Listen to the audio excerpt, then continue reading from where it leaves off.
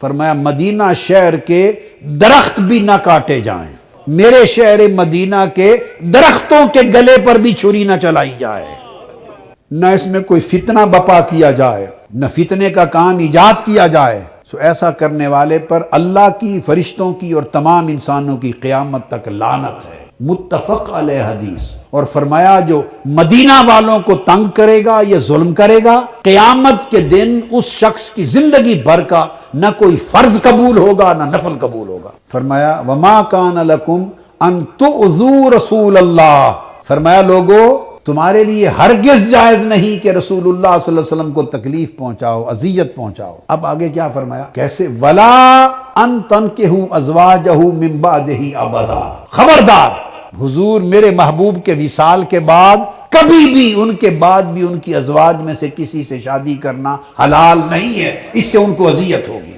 حضور کے وصال کے بعد ازواج مطہرات سے شادی کوئی نہیں کر سکتا، اس سے ان کو اذیت ہوگی۔ اب قرآن کے لفظ ہیں وَلَا أَن تَنْكِحُوا أَزْوَاجَهُ مِن بَعْدِهِ، وصال مبارک کے بعد بھی کوئی ان سے شادی نہیں کر سکتا، اذیت ہوگی۔ آپ کہہ سکتے ہیں کہ چلو وصال کے فوری بعد جب تک وہ حیات تھی، تازہ تازہ دور ہے تو کوئی شادی نہ کرے، اذیت ہوگی۔ تو جب 60 سال گزر جائیں، زیادہ عرصہ بیت جائے، تو فرمایا تم زیادہ عرصہ کی بات کرتے ہو، قیامت تک من بعدہ ابدا، مصطفیٰ کے بعد ابد الاباد تک جو شخص میرے مصطفیٰ کو اذیت پہنچائے اس پر خدا کی لعنت ہوگی۔ من بعدہ ابدا،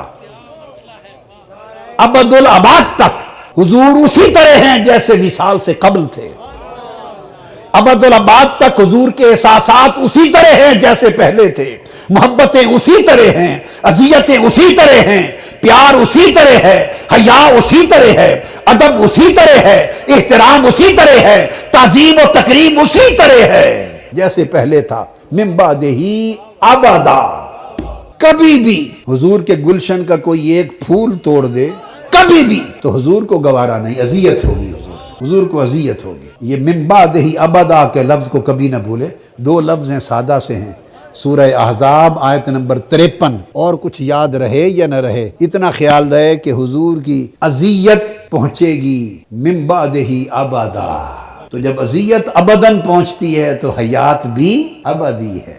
تو فرمایا کہ اب پتہ چل گیا کہ حیات مبارک میں جس طرح اذیت پہنچتی تھی، حیات مبارک کے بعد بھی ابداً ابدا حضور کو اذیت پہنچتی ہے۔ ایک یہ نکتہ ابھی تک سمجھایا، دوسرا نکتہ سمجھایا کہ اپنے شہر کے درخت کٹیں تو اذیت پہنچتی ہے، اور حسین کا گلا کٹے تو عالم کیا ہوگا۔ شہر کے درخت کٹیں تو اذیت ہے، علی اصغر شہید ہو جائے تو کیا ہوگا۔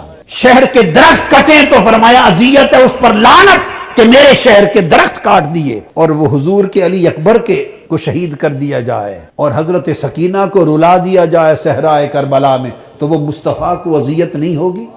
اس سے بڑی بھی کوئی اذیت ہے؟ اس سے بڑی بھی کوئی اذیت؟ یہ سوچنے والی بات ہے کہ امت کربلا پر سوگوار کیوں ہے، ذکر حسین کیوں ہوتا ہے، اور ذکر حسین پر آنکھیں کیوں بھیگتی ہیں، آنکھیں کیوں بھیگتی؟ بعض لوگوں کو یہ بھی وہم آتا ہے، خیال آتا ہے، اور یہ سب مطالعہ کی کمی ہے، نہ مطالعہ میں وسعت رہی نہ مطالعہ میں گہرائی رہی۔ اہل سنت میں بھی بدقسمتی سے، نادانی سے ایسے لوگوں کی کمی نہیں ہے جو متحیر ہیں کہ کیا غم حسین میں رونا چاہیے یا نہیں۔ کہ غم حسین میں رونا صرف اہل تشیع کا ہی تو کام نہیں ہے، سنیوں کا کیا کام رونا؟ میں رونے کی بات کر رہا ہوں۔ ذکر حسین میں رونا کیا یہ ہونا چاہیے یا نہیں؟ یہ تو شیعہ لوگوں کا کام ہے، بہت کمی نہیں ہے، میں جانتا ہوں بہت سے علماء میں، اور یہ صرف یہ جب پراگندگی پیدا ہوتی ہے تفرقہ پروری میں تو خیالات حقائق اوجھل ہو جاتے ہیں، اور ذہن انتہا پسندی کی طرف جاتے جاتے جاتے تو وہ اپنے اعتدال کو چھوڑ بیٹھتے۔ جب ایک بات ہو گئی کہ ان کو اذیت مصطفیٰ کو اذیت ہے اور ان سے محبت مصطفیٰ سے محبت ہے، تو ان کا ذکر مصطفیٰ کا ذکر ہے، ان کا غم مصطفیٰ کا غم ہے۔ غم حسین میں پوری ایمانداری سے، تیقن سے، تحقیق سے، بصیرت سے کہتا ہوں، غم حسین غم مصطفیٰ ہے، اور یہ سنت خدا ہے۔ لوگوں جس سے پیار ہو، جس سے پیار ہو، اس کو کوئی تھوڑی سی بھی تکلیف آئی ہو اور صدیاں بھی گزر جائیں تو پیار کرنے والے اس کا ذکر غم سے کرتے رہتے ہیں۔ اگر یہ بات سمجھ نہ آئے تو بہت سے مقام ہیں، مگر صرف سورہ مریم ہی کو پڑھ لو۔ میں اس کی ایک آیت ہی پڑھ کے سنا رہا ہوں، سورہ مریم۔ اللہ رب العزت ارشاد فرماتے ہیں، آیت نمبر 22، فَحَمَلَتْهُ فَانْتَبَذَتْ بِهِ مَكَانًا قَصِيًّا فَأَجَاءَهَا الْمَخَاضُ إِلَى جِذْعِ النَّخْلَةِ قَالَتْ يَا لَيْتَنِي مِتُّ قَبْلَ هَذَا وَكُنْتُ نَسِيًّا مَنْسِيًّا فَنَادَاهَا مِنْ تَحْتِهَا أَلَّا تَحْزَنِي قَدْ جَعَلَ رَبُّكِ تَحْتَكِ سَرِيًّا وَهُزِّي إِلَيْكَ بِجِذْعِ النَّخْلَةِ تُسَاقِطْ عَلَيْكِ رُطَبًا جَنِيًّا فَكُلِي وَاشْرَبِي وَقَرِّي عَيْنًا۔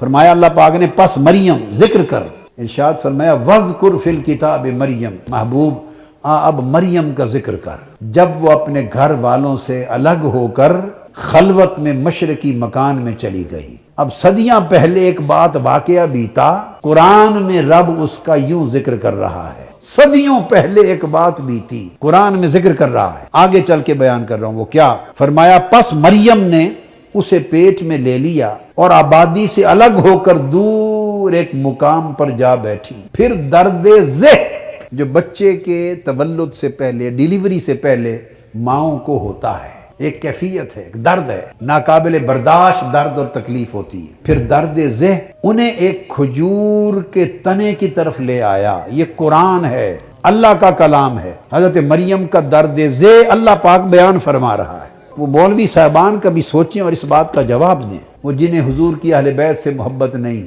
اب اہل سنت کی بات نہیں کر رہا ہوں، اب اوروں کی بات کر رہا ہوں۔ کبھی سوچیں، اب درد ذہ ہوا ہے، یہ مضمون ہے رب کائنات کے بیان کرنے والا مضمون ہے۔ ماں باپ بھی گھر میں بچے ہوں یا اگر تذکرہ کر رہے ہوں نا واقعے کا، تو اس لفظ کو تو وہ بھی یوز نہیں کرتے، تکلیف ہوئی کہہ کے گزر جاتے ہیں۔ اتنی کھول کے کوئی بیان کرتا ہے؟ لوگ کہتے ہیں، میں مثال دے رہا ہوں، لوگ کہتے ہیں بس سیدہ زینب کا ذکر کیوں کرتے ہو واقعہ کربلا میں؟ رب سے پوچھو اس نے حضرت مریم کے درد ذہ کا ذکر کیوں کیا ہے؟ تم حضرت سیدہ سکینہ کا ذکر کرتے ہو، سیدہ خدیجہ کا ذکر کرتے ہو کہ سیدہ سکینہ نے گھوڑوں کی پاؤں ٹانگیں پکڑ لی کہ بابا آگے نہیں جانے دوں گی۔ کیوں باتیں؟ یہ کیا باتیں ہیں؟ اس سے کیا نکلتا ہے؟ مجھے خود کچھ پتہ نہیں کیا نکلتا ہے، وہی کچھ نکلتا ہے جو اللہ کے اس بیان سے نکلتا ہے کہ پھر درد ذہ ہوا اور انہیں کھجور کے تنے کی طرف لے گیا، اور پریشانی کے عالم میں مریم کہنے لگی، اے کاش اتنی درد ہوئی کہ میں پہلے سے مر گئی ہوتی اور بالکل بھولی بصری ہو چکی ہوتی۔ یہ ایک کیفیت تھی، شدت درد سی، اور جملے تھے جو منہ سے نکلے گزر گئے۔ اب ان جملوں سے نہ کوئی حلال و حرام کا مسئلہ ثابت ہونا ہے، نہ فرائض و واجبات معلوم ہونے ہیں، نہ شریعت کی سنتیں معلوم ہونی ہیں، نہ احکام ثابت ہونے ہیں۔ ایک بشری کیفیت تھی، اس وقت شدت درد میں آپ کی زبان مبارک سے کلمہ نکلا تو ایک گفتگو کر کے آگے بڑھیں۔ رب کائنات نے ایک ایک لمحہ پورا نقشہ کھینچ دیا ہے۔ اب رہ گیا رونے کی بات، غم حسین میں رونا۔ پہلے سب روتے تھے، عشاق، اولیاء، عرفاء، صلحاء، اللہ والے، محبت کرنے والے غم حسین میں روتے تھے۔ یہ تو ہمارے دیکھتے ہی دیکھتے دل کی وادیاں بھی خشک ہو گئیں، روح کے سوتے بھی خشک ہو گئے، سو آنکھیں بھی خشک ہو گئیں۔ بہقی اور دیلمی کی حدیث ہے، جریر بن عبداللہ البجلی رضی اللہ تعالیٰ عنہ روایت کرتے ہیں، آقا علیہ السلام نے فرمایا، میں تمہیں سورہ تکاثر کی تم پہ تلاوت کرتا ہوں، فَمَن بَكَى فَلَهُ الْجَنَّةُ، جو روئے گا وہ جنت میں جائے گا۔ اب یہ کیا ہے؟ یہ خوف و غم قبر ہے، خوف و غم رکت اور بکا۔ ہر تصوف کی کتاب کے اندر ابواب بڑے پڑے ہیں رکت اور بکا کے۔ فَقَارَ فَبَكَى بَعْضٌ وَلَمْ يَبْكِ الْبَاقُونَ، آقا علیہ السلام نے پھر تلاوت فرمائی سورہ تکاثر، کچھ صحابہ رو پڑے اور کچھ نہ رو سکے۔ قال الذین لم یبکوا، جنہیں رونا نہ آیا۔ انہوں نے عرض کیا یا رسول اللہ لقد جہدنا یا رسول اللہ ان نبکی فلم نقدر، آقا ہم نے بڑی کوشش کی کہ ہمیں بھی رونا آ جائے لیکن ہم رو نہیں سکے۔ فقال انی قارئھا علیکم الثانیہ، آقا نے فرمایا میں دوبارہ تمہارے اوپر پڑھتا ہوں۔ فمن بکا فلہ الجنہ، جو رو پڑے اس کے لیے جنت ہے۔ ومن لم یقدر ان یبکی فلیتباک، اور جس کو کوشش کے باوجود رونا نہ آئے وہ رونے جیسی شکل ہی بنا لے، رونے جیسی شکل ہی بنا لے، یا روئے یا رونے والوں میں شامل ہو جائے۔ تو آپ نے دیکھا یہ سنت ہو گئی۔ آقا علیہ السلام اللہ کے لیے، اس کو راضی کرنے کے لیے، اللہ کے رسول کو راضی کرنے کے لیے، اپنے قلب و باطن میں رقت، کیفیت، سوختگی اور شکستگی پیدا کرنے کے لیے رقت اور بقا کی تعلیم دیتے۔ اب سیدنا فاروق اعظم رضی اللہ تعالیٰ عنہ، ابن ابی شیبہ اور امام بہقی روایت کرتے ہیں عن الحسن قال کان عمر بن الخطاب رضی اللہ تعالیٰ عنہ، کتنے جری، ثابت قدم، مضبوط اعصاب کے مالک، انتظام و انصرام اور پختگی حکم میں سب سے اعلیٰ اور قوی وہ عمر رضی اللہ تعالیٰ، جن کے خوف سے کوئی شخص سونے کا چھلا پہن کر سرزمین مدینہ پہ نہیں چل سکتا تھا۔ مرد سونے کی انگوٹھی پہن کے مدینہ کی گلیوں میں نہیں چل سکتا تھا، کانپتے تھے۔ ایک طرف یہ عالم ہے شخصیت کا، اور دوسری طرف کان یمر بالآیت فی وردہ فتخیفہ فیبکی حتی یسقط، فرمایا کہ سیدنا فاروق اعظم جب اپنے ورد اوراد کرتے تو کسی ایسی آیت کی جب تلاوت کرتے جس میں خوف و غم اور رقت آ جاتی تو اتنا روتے کہ روتے روتے بے ہوش ہو کر گر پڑتے۔ بعض لوگوں کو یہ بھی پرابلم ہے کہ یزید پر لعنت نہیں ہونی چاہیے، کیا نہیں ہونی چاہیے؟ یزید نے حضور کو اذیت دی یا راحت پہنچائی؟ اذیت دی، تو وہ قرآن کی اس شک کے تحت لعنتی ہے، ملعونین، ان پر لعنت ہے۔ اور جہاں کہیں یہ لعنتی لوگ پکڑے جائیں انہیں چن چن کر بری طرح قتل کر دو، کیوں؟ انہوں نے میرے محبوب کو اذیت پہنچائی۔ اب میں اس طرف آتا ہوں کہ کیا کیا شے حضور کی اذیت کا باعث بنتا ہے اللہ کے ہاں۔ اسی سورہ احزاب میں پیچھے آیت نمبر 51 میں واقعہ ہے کہ آقا علیہ الصلوۃ والسلام کی گھر میں آپ نے دعوت فرمائی صحابہ کرام کی، وہ آ کے بیٹھے، انہوں نے کھانا کھایا۔ جب کھانے سے فارغ ہوئے تو کس کا جی نہیں چاہتا تھا کہ آقا کی بارگاہ میں زیادہ سے زیادہ بیٹھے اور آپ کے دیدار میں رہے۔ سو اس شوق میں کھانے کے بعد باتیں کرنے لگ گئے، حضور سے مسئلے پوچھنے لگ گئے، مسائل، اور آقا کو دیدار کرتے رہے، آقا کا تکتے رہے، باتیں پوچھتے رہے، تو دیر لگا دی۔ جب دیر لگا دی تو اللہ پاک نے اس موقع پر یہ آیت اتاری، کیا کیا چیز رب کے ہاں اذیت دیتی ہے حضور۔ فرمایا یا ایھا الذین آمنوا لا تدخلوا بیوت النبی الا یؤذن لکم الی طعام غیر ناظرین اناہ، آگے ولیکن اذا دعیتم فادخلوا واذا طعمتم فانتشروا۔ اب مجھے بتائیے، بائبل بھی اتری، تورات بھی اتری، انجیل بھی اتری، زبور بھی اتری، سب انبیاء پر صحیفے اترے، سب کو پڑھیں، کبھی رب کا یہ کام رہا جو آگے بات آ رہی ہے اس طرح کی باتیں رب سمجھائے؟ یہ رب کا سبجیکٹ ہے، یہ اللہ کا کام ہے؟ آپ پوچھیں گے کیا؟ وہ آگے پڑھتا ہوں۔ فرمایا کہ لوگوں، جب میرے محبوب تمہیں گھر کھانے کی دعوت دیں آیا کرو، پر کھانا کھا کر فیضا طعمتم فانتشروا، جب کھانا کھا چکو تو فوری گھر چھوڑ کے چلے جایا کرو۔ یہ پروٹوکول سکھا رہا ہے، ایٹیکیٹ سکھا رہا ہے، پھر بعد میں بیٹھے نہ رہا کرو، کھانے کے فوری بعد چلے جایا کرو۔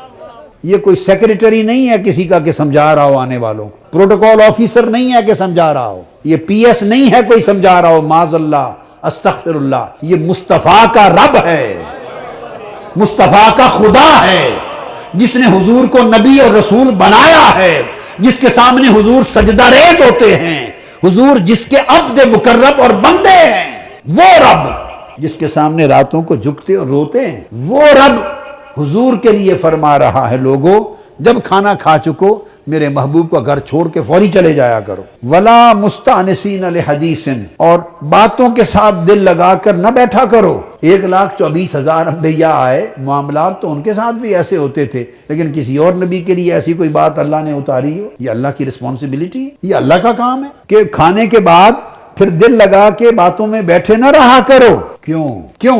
اللہ جواب خود دیتا ہے، ان ذالکم کان یؤذی النبی، تمہارا دیر تک بیٹھے رہنا میرے محبوب کو اذیت دیتا ہے۔